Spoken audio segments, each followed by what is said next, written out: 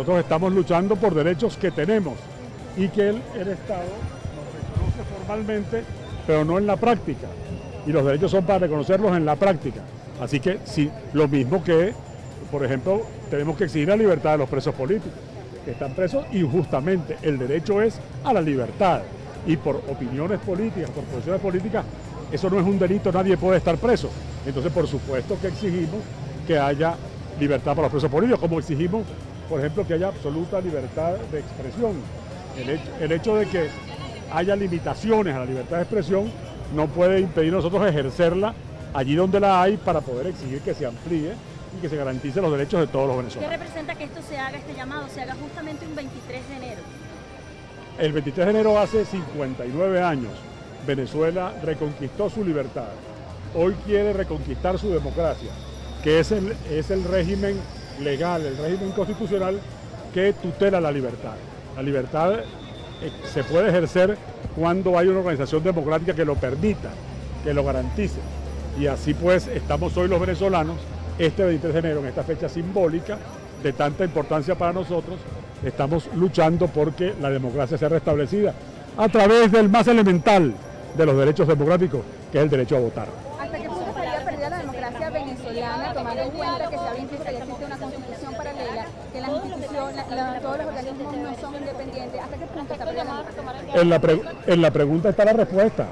En la pregunta está la respuesta, ¿por qué? Porque la democracia no solo es lo que está previsto en las leyes y en la Constitución, sino el modo como ella se vive, el modo como ella en la práctica se puede ejercer. Cuando tenemos derecho a voto, pero no podemos ejercerlo. Cuando tenemos derecho a la participación política, pero hay presos políticos.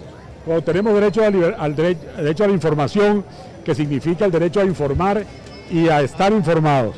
Y sin embargo eso nos es limitado. Cuando en el país, por ejemplo, estamos por fortuna con medios electrónicos en este momento, pero cuando en el país hay periódicos que no pueden salir porque hay un monopolio estatal del papel que discrimina a los medios que no opinan como el gobierno quiere, eso significa que tenemos que luchar por la vigencia efectiva de los derechos constitucionales. Aquí hay un derecho a la alimentación, hay un derecho a la salud, hay un derecho a la vivienda. Todos esos derechos en la práctica nos son negados. ¿Es posible? ¿Una nueva etapa del diálogo es posible con las condiciones que se están hablando ahorita, con el reconocimiento de la Asamblea? Siempre, para cualquier iniciativa política, ella debe ser medida por los resultados que produce. Si medimos esa iniciativa política del diálogo por los resultados que ha producido, tendríamos que estar muy inconformes. No ha producido resultados. En lo que hay que procurar en cada iniciativa política, lo mismo ocurre con el voto, lo mismo ocurre con la protesta pacífica en la calle, lo mismo ocurre con cualquier iniciativa de carácter política. Hay que medirla por sus resultados y tratar siempre de que produzca los mejores resultados para beneficio de la gente. Ahora, doctor, también se hace un llamado a elecciones generales. Incluso ayer el Primer Justicia soltaba junio como un posible mes para esta realización. Sin embargo, elecciones generales en la Constitución como tal no está establecido así. ¿Cómo podría llegarse a esas elecciones generales? ¿No sería entonces a través del diálogo y de una negociación entre gobierno y oposición? Fíjese usted, aquí está previsto en la Constitución el referendo revocatorio y fue negado de un modo arbitrario, por cierto, de un modo extraconstitucional, que fue unas decisiones cautelares, preventivas, ni siquiera de fondo, por parte de los tribunales penales de algunas regiones. Así que la situación que tenemos hoy en día es de un Estado de Derecho muy borroso, muy difuminado, muy diluido, y todo el trabajo político en los distintos medios de los cuales la oposición democrática dispone es justamente para restablecer las reglas de juego. Y por eso se ha planteado esa opción. Ante la negación del gobierno a aceptar el referendo revocatorio, hay una opción que la elección general. ¿Por qué? Porque el gobierno ha dicho, bueno, que se disuelva la asamblea. Bueno, vamos a hacer una cosa, que se atrevan y vamos a hacer una elección general, de elección de gobierno, de asamblea, de gobernadores y de alcaldes. Atrevámonos a eso, atrevámonos a todo. Aquí lo que queremos es que el pueblo se pronuncie, que el pueblo diga. Ahora, para eso sí tiene que haber un acuerdo político, obviamente, tiene que haberlo. Ahora, y esto hay que ver si está dispuesto el gobierno a mostrar resultados. Lo que no puede ser es que cualquier iniciativa política se mantenga en el tiempo sin que produzca resultados. Eso el gobierno puede creer que es bueno para ellos, pero no es. El gobierno puede creer que gana tiempo, pero no gana. Lo que hace es perder tiempo y los problemas de los venezolanos se agravan. Se preocupando. De hecho, hoy mucha gente está aquí clamando, parte de democracia, libertad, comida.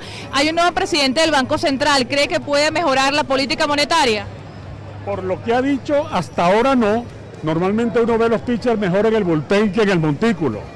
Ahora vamos a ver cómo es en el montículo. En el bullpen ha demostrado estar muy descontrolado porque él ha apoyado todas las políticas que han producido la devaluación de la moneda, que han producido la escasez, que han producido el dispendio de divisas. Ojalá que tome conciencia el nuevo presidente del Banco Central, porque el manejo desordenado de la moneda y el manejo desordenado de las cuentas fiscales es el principal componente de la inflación en Venezuela. ¿Y la inflación quién la pagan? Los pobres. Los pobres son los que pagan la inflación principalmente. ¿Por qué? Porque son los que más sufren, los pobres y la clase media. Los que viven de un salario, esos son los que más sufren la inflación. ¿Cree, usted habla de llegar a un acuerdo, cree que las últimas sentencias del Tribunal Supremo de Justicia van dirigidas justamente a una preparación por parte del gobierno a unas posibles elecciones? El gobierno hasta ahora, todos los actos que ha hecho, los ha hecho más bien en la dirección de desalentar a la oposición, porque su estrategia ¿cuál es?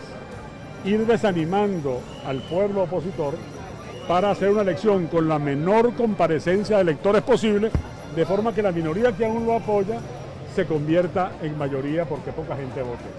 Ese es un truco muy evidente y por eso es tan importante que los venezolanos nos demos cuenta de eso y reivindiquemos el valor de nuestro voto, que al fin y al cabo es la única arma lícita que los ciudadanos pacíficos tenemos en nuestra mano.